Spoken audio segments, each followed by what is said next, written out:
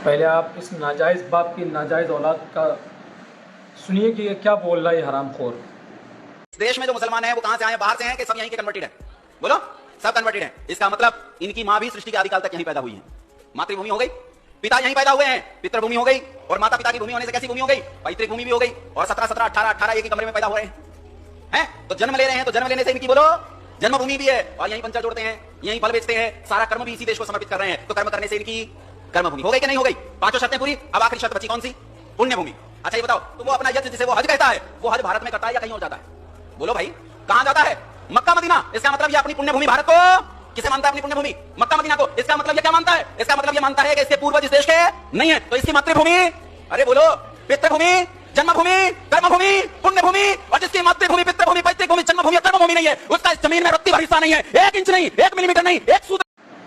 मैं इसको बता दूं कि मुसलमानों का इतिहास मत पूछो, क्योंकि मुसलमान के बारे में वो तेरे नाजायज़ बाप ही खुद ये बता चुके हैं कि जब अंग्रेज़ हुकूमत को, ब्रिटिश हुकूमत को जब ख़तरा हुआ ना, वो ख़तरा किसी हिंदू से नहीं था, किसी और दूसरे धर्म से नहीं था, वो ख़तरा मुसलमानों से था, मुसलमान के उलमाओं से था। उसके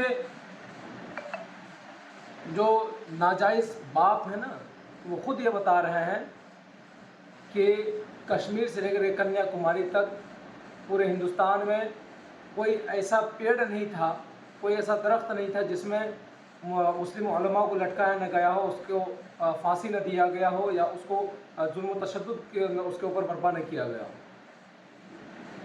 यही वो मुसलमान है। इन्हीं मुसलमानों के आबा व अजदाद हैं, इन्हीं के बुज़ुर्ग लोग हैं जिनको अंग्रेज़ अपने निशाने पर लिया और उनको कत्ल किया गया, उनके ऊपर जुल्म तशद्दुद ढाए गए। और इन्हीं मुसलमानों ने अपनी आज़ादी में, अपनी आज़ादी के लिए इज्तिहाद का हुक्म दिया, जिहाद का हुक्म दिया, जिहाद का फतवा दिया उलमाओं ने। आज जो तुम आज़ादी से ये बक रहे हो, आज मुसलमानों के ख़िलाफ़ भड़काऊ बयान दे रहे हो मुसलमानों के ख़िलाफ़, तो तुम जैसे हरामियों के लिए, तुम जैसे नाजायज़ औलादों के लिए, तुम अगर एक बाप की अगर जनी हुई होते ना, तब तुमको समझ में आता। लेकिन तुम्हारे तो बाप का ही पता नहीं चलता है कि तुम्हारे एक बाप है या 2 बाप हैं, कि कितने बाप हैं तुम्हारे। बाप का ही पता नहीं चलता है, कोई आता पता नहीं तुम्हारे बापों का। तुम हरामखोरो आकर के सिर्फ मुसलमानों के ख़िलाफ़ बकना ही जानते हो। तुम जाकर के मुसलमानों का इतिहास पढ़ो कि मुसलमानों का क्या योगदान रहा है, मुसलमानों ने क्या क्या नहीं ख़त्म किया है अपने इस देश को बचाने के लिए, अपने इस देश की आज़ादी की लड़ाई लड़ने के लिए। मुसलमानों ने अपनी गर्दनें दी हैं।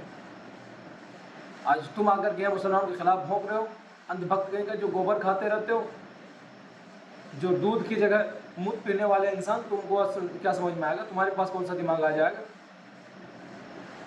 तुमको तो व्हाट्सएप यूनिवर्सिटी से जो ज्ञान दिया जाता है, वो ज्ञान तुम ले रहे हो।